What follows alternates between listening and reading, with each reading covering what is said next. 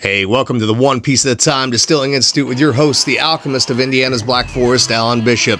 Hey, this channel is all about home distilling and legal distilling. If you've got questions, reach out to us in the comments below, social media, or via bishopshomegrown@gmail.com. And don't forget to check out thealchemistcabinet.com.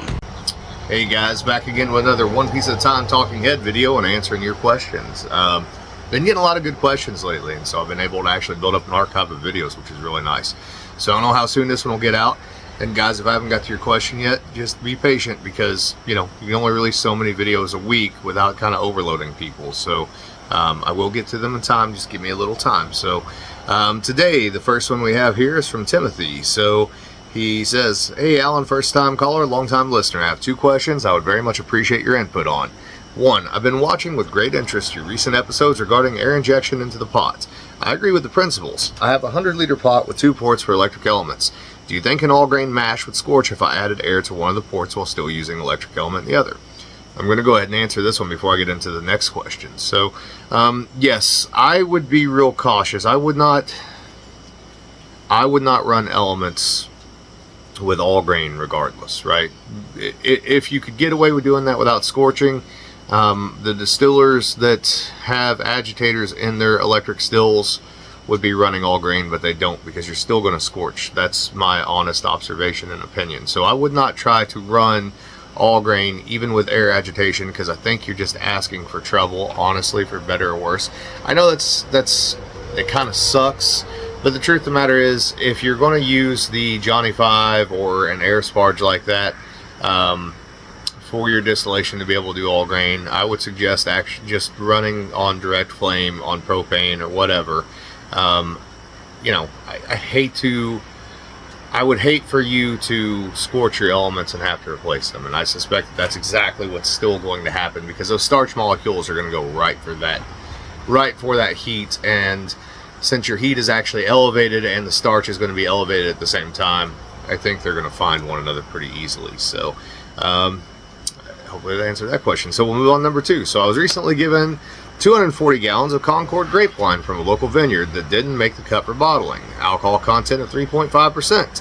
I decided to give it a whirl. Performed 4 22-gallon stripping runs to start things off. Collected 3 gallons of low wines from each run.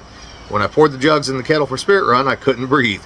Worse than the nastiest heads I've ever smelled. Anyway, the run with 12 gallons of low wines, 40% went well. That same nasty odor carried over for the first 14 quarts, and then like magic it was gone.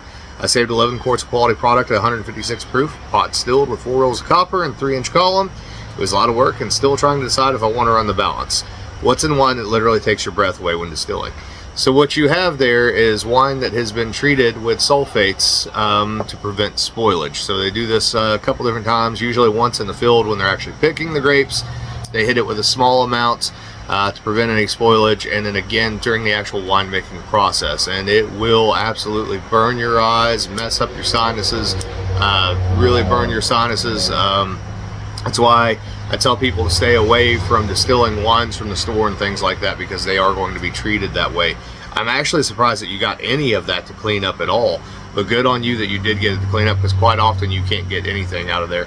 The stuff that also has that in it, unfortunately there's no real way to clean that up and get it out of there that I know of.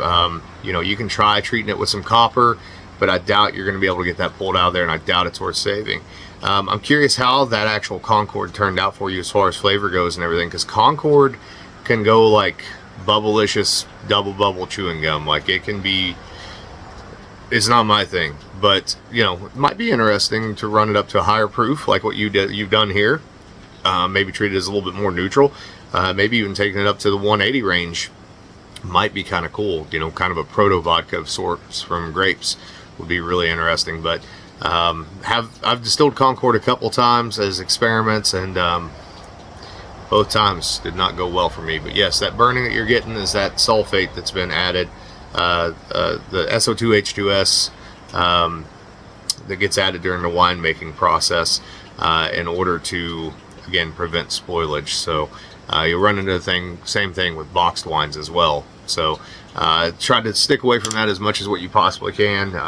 It's definitely not something that is going to make a quality product without a doubt. So anyways, those are great questions. Thanks for asking. I greatly appreciate it. If you can't tell, I'm a little tired. This past weekend we were at Spring Mill and did the whole candlelight tour thing, and that was a lot of talking. Then went into work today, and I worked my ass off here on the farm yesterday, which was Sunday, just getting stuff done and ready for fall, and went into work today and kind of thinking I should have come home and taken a nap is what I'm thinking, but it's a little too late in the day now. Take a nap now, there'd be no sleep tonight. So let's see, moving on to the next question here. So next question is from Derek. So and he's in New Brunswick, Canada. Very cool. So hey Alan, firstly let me say I learn with every comment and suggestion you make and try to employ those thoughts with every opportunity. My only problem is I don't think that I have that many decades left in me to get close to your expertise and knowledge. Haha, but hey, it's about one step at a time and enjoy the journey, I feel. You're absolutely right on that, man. Absolutely. So background, I love smoking my whiskey and have tried various methods of infusing smoke over time.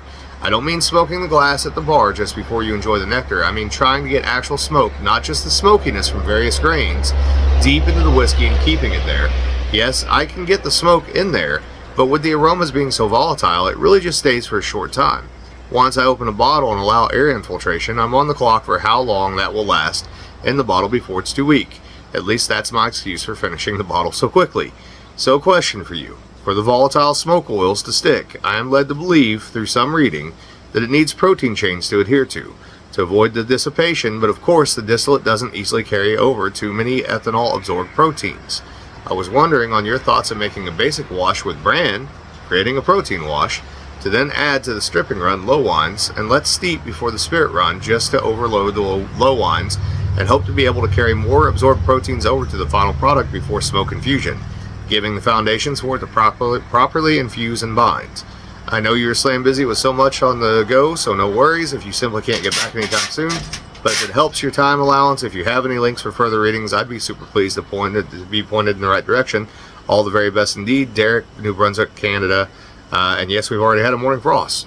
Nice. I'm waiting on mine so that I can start relaxing a little bit here and there. So these are fantastic questions. So I think that what you're saying makes a lot of sense, right? Loading up on protein, sort of preloading the products so that you can get more smoke in there and get to actually stick to something.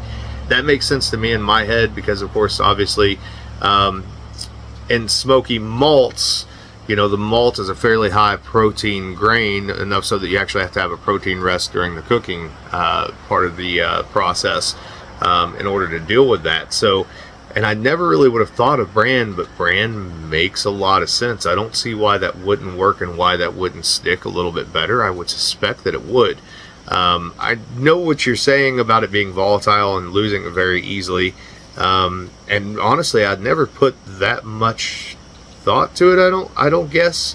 I guess I should put some more thought to it, considering the fact that, you know, I'm playing around with the little smoker that Bob sent me from Costa Rica on some of my products, and certainly, you know, anything more than a half pint or a pint jar that's, you know, not going to be consumed in one go is probably going to lose the smoke pretty quickly, I would say, because there isn't a whole lot for it to stick to.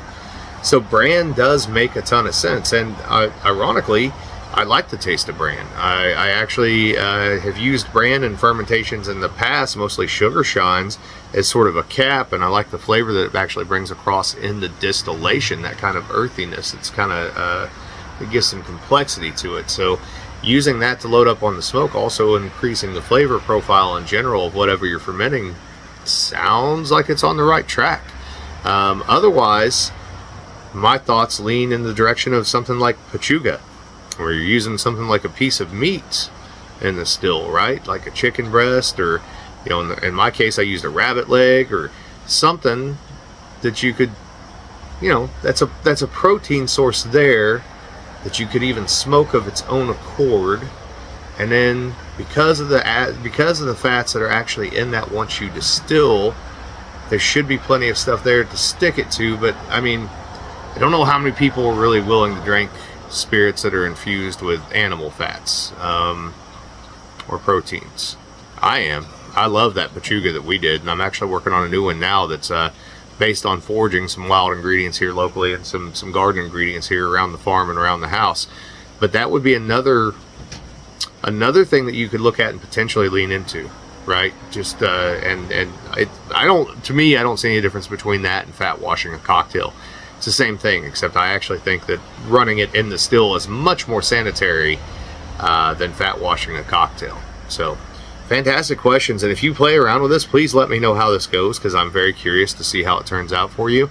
And if you're able to get more of that volatile smoke to stick to the product by using that brand, I may play with this as well. This is probably going to go on the wintertime agenda, is my guess. So, as always, guys, if you have questions, reach out to me, bishopshomegrown@gmail.com, thealchemistcabinet.com for all the DVDs and the books, The Alchemist Cabinet Philosophy Volume 1, Volume 2, which name slips me at the moment, and Volume 3 coming soon. And be sure to check out the Stiller Stock Podcast, One Piece at a Time, Sacred and Profane, on Spotify. And if you have Ghost, you have everything, wherever you get podcasts. Love y'all. Later.